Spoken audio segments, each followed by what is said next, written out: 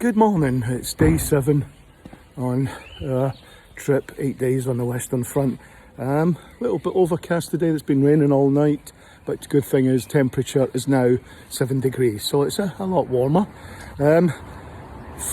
Final full day here in Ypres, our final full day, full stop. Rejigged a few things today and we're heading to Mons, so it's about an hour's drive away to pay our respects to the first soldier killed in the Great War and to the final soldier that was killed in the Great War. So we're heading out to Mons and we will see you when we get there. So we've travelled about 110 kilometres southeast of Ypres to cemetery Saint Sophirin. It's where the first soldier in the Great War was killed, as well as the last soldier. So we're going to go in here, find them. I do believe there's also an Iron Cross winner here as well. So we'll take a little bit of time in here. Say we're down here in Mons. So there we go, Saint Sophirin. And as we head to the both sides, British and German sides, Saint Sophirin Military Cemetery. So walking round, it's very different military cemetery, it feels like. It's like gardens before we get into it, so it does feel a little bit different coming round here to the cemetery in Mons. And yeah, in front of us we can see some of the stones. There is also a German bit here as well, because at the other side you can walk round the other way in a circle where it's a German. So as I said, we come round, there's quite a lot of them in circles, and then there's further up there you have, I believe, to be the German part of the cemetery on the hill. You can come down. As I say, it's more like a gardens area than a cemetery, it feels like. But yeah, we will look for our first and last, believed to be the first and last that were killed in the war.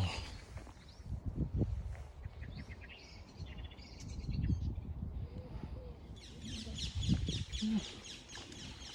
Yes, but I think there may be another bit up the top as well, Dennis, because there's some stones up the top. So we have, sorry, I'm talking to Dennis as we're walking round, but there is some stones up the top as well. So this is actually the German side of the cemetery. And these Iron Cross winners. So these look as if they're German Iron Cross winners. And being remembered as well as we go round. So we've came up to another sort of level where there's a slightly larger bit, and we've come across John Parr, the first, or believed to be the first soldier to die in the Great War. As you see, the Middlesex Regiment, the 21st of August, so 10 days after the war was declared, he was killed. Believed to be the first, and quite takes you, as you see, I'm going slow, as you come across probably 12-15 foot to this gentleman here, George Edwin Ellison, who actually was killed, as you see, by the date, the 11th of November 1918, age 40, to be believed to be the last soldier to be killed before armistice and the end of the war. Quite poignant that they're actually 4 years apart from the war, but only now buried 15 feet apart. Heading up here, we will go and see we've also got the last Commonwealth soldier buried here that was killed. He was a Canadian, and also we're looking for a VC as well. Again, it's one of these cemeteries that won't be accessible really for disabled in that. There's a lot of stair climbing, and there's a lot of and I think I've found what was the Iron Cross winner, which is standing there just in front of us. We are heading up there to this. A lot of soldiers of the Great War, and It's not. Here repose 53 English soldiers of the Royal Fusiliers and the Royal Irish Regiment. So that is actually just a commemorative to those 53 English of the Royal Fusiliers and of the Royal Irish Regiment. Right, so we're going back down. As I said, there's little bits that it's just up and down. I think we might have, there's some more. It's a little bit, as I said, gardens. Now that was the original bit where we were, that we first came into. There's now another little section round here. As I said, it's very stairs.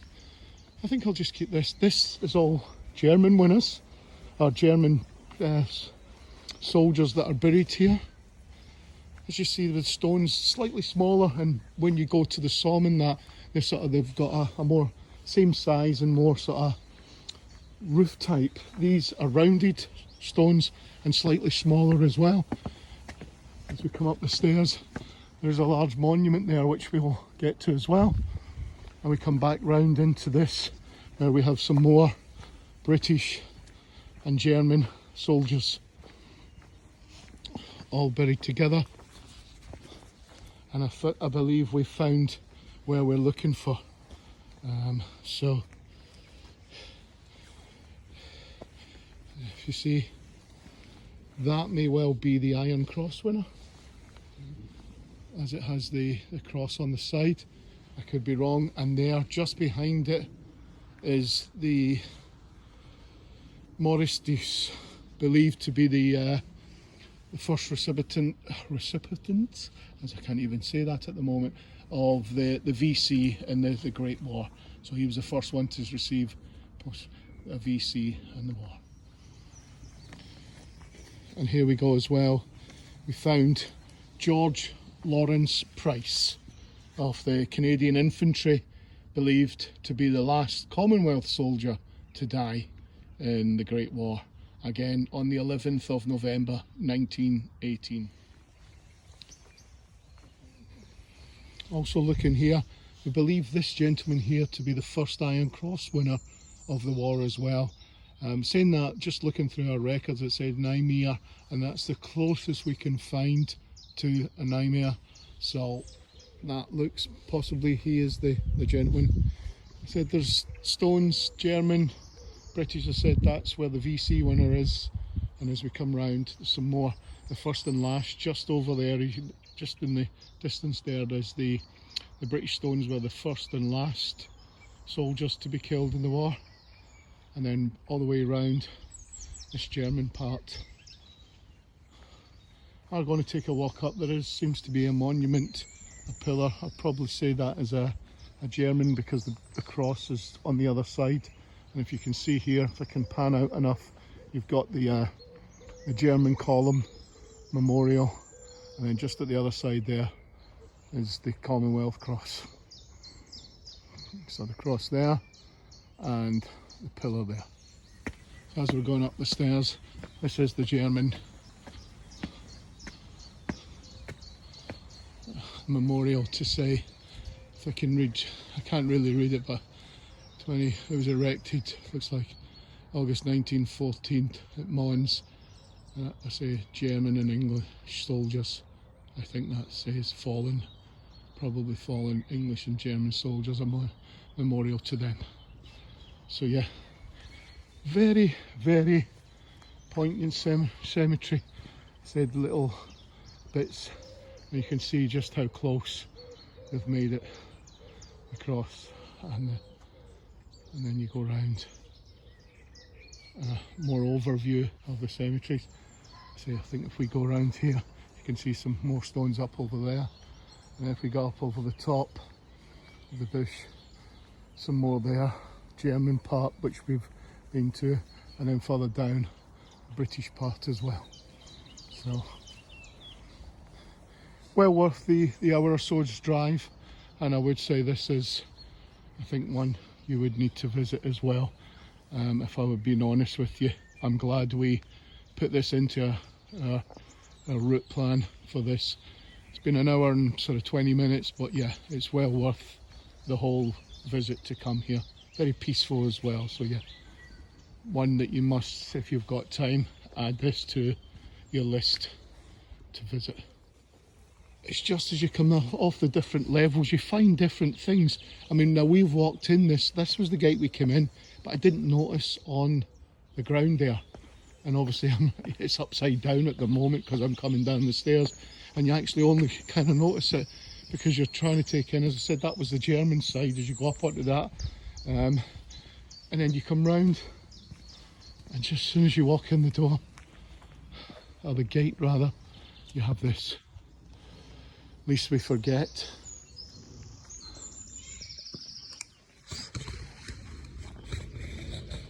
Let's see if I can get a better up high. Least we forget, 4th of August 2014. So, as I said again, as we leave this cemetery, well worth the hour and a half's drive.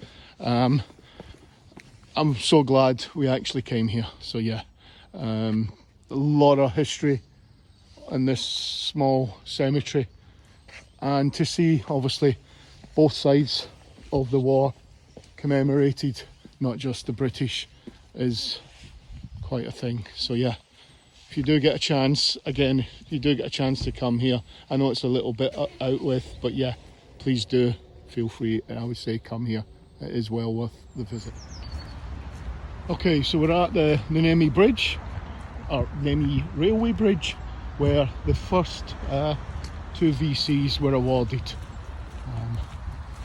Just going to head under the bridge now to have a look at the sign.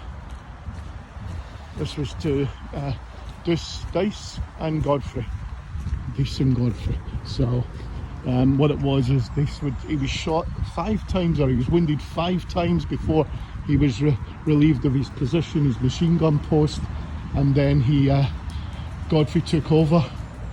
So, to the glorious memory, the officers, NCOs and the men of the 4th Battalion, the Royal Fusiliers, who held this section of the British front in the defence of the town of Mons. August the 23rd, 1914. This memorial marks the NG position where the first VCs awarded during the war. Lieutenant MJ Deese and Sidney Godfrey, VC, both of them. So I said, if you do get a chance, it is a bit, the sat-nav does take you a little ways away. I think it took us place into the city centre first, but yeah, you can eventually find it, as you said. If it's somewhere, if you're in the area, you can come here and pay your respects to the first 2 VCs of World War I. And here we are here.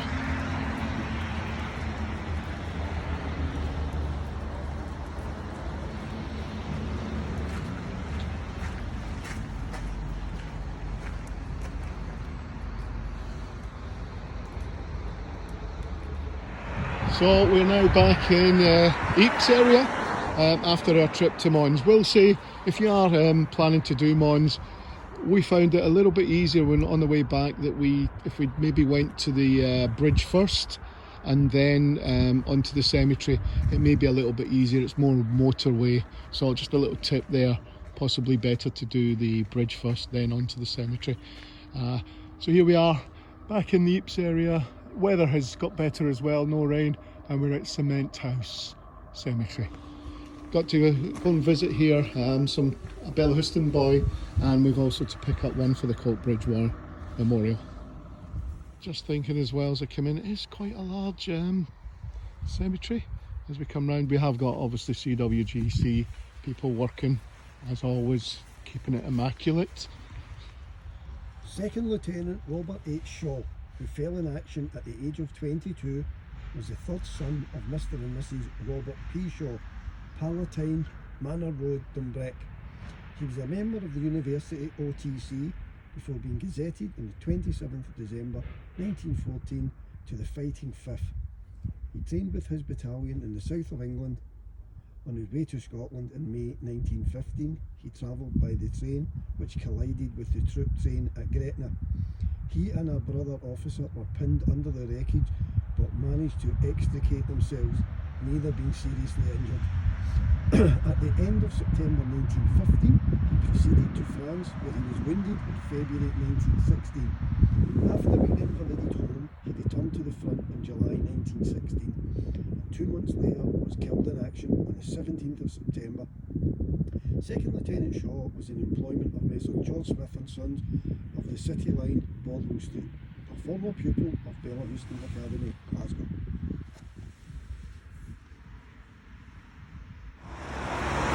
So here we are outside the road, Essex Farm Cemetery. As much as there's a VC winner in this cemetery, but also it's more for John McCrae, his station, his advanced dressing station's down here, and there's a memorial to him. If you know John McCrae, a man who wrote In Flanders Fields. Okay, so here in the Essex Farm we have Thomas Barrett, VC winner for the South Staffordshires, 22-year-old. Don't have the information on him at the moment of what he actually won his VC for and when he won it, but there we go, Thomas Barrett, VC winner.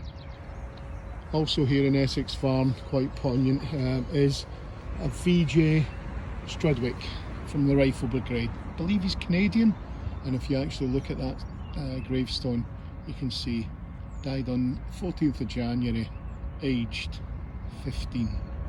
Hence why a lot of teddy's been put there. Obviously, he was only a boy, he wasn't even a man, and he came and fought for his country and died at the age of 15. As we move out of Essex Farm Cemetery, we're going to the memorial of John McCrae. So also, this is a memorial to Lieutenant Colonel John McCrae, known for his poem In Flanders Fields. In Flanders Fields the poppies blow, between the crosses row on row. That mark our place, and in the sky the larks still bravely sing and fly, scarce heard amid the guns below. We are the dead, shot days ago. We lived, felt dawn, saw sunset glow. Loved and were loved, and now we lie in Flanders Fields. Take up our quarrel with the foe, to you from failing hands we throw. The torch be yours to hold it high, if ye break faith with us who die. We shall not sleep, though poppies grow in Flanders Fields. So upon as we head down to the ADS, Advanced Service Station, as I said, this is where they tended a lot of the injured here. They kept them, looked after the injured all along here. As you can see, lots of crosses placed here for soldiers, tunnels. These were where you can go around and obviously head up into. So yeah, so this is us as we go around.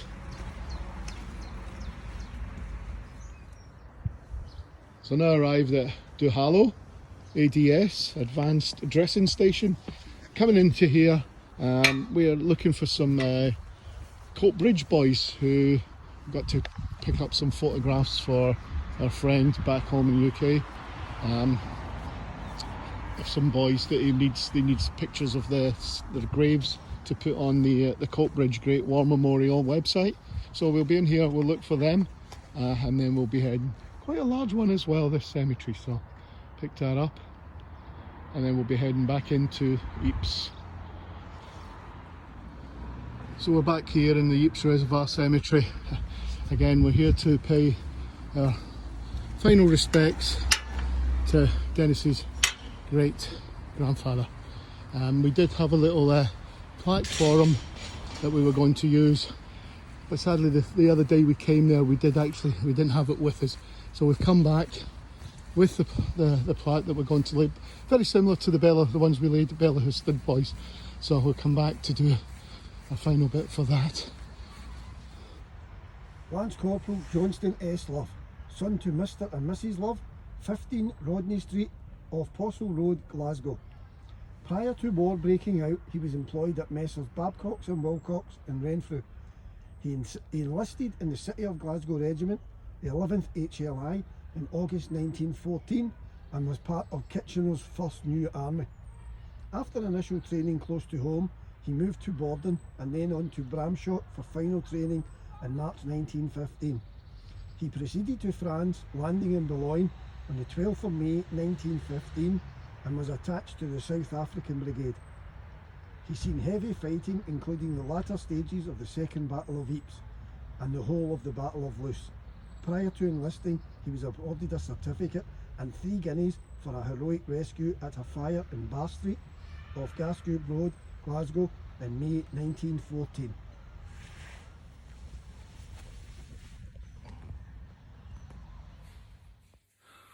Well, good evening from the end of day 7. Was not many cemeteries today visited.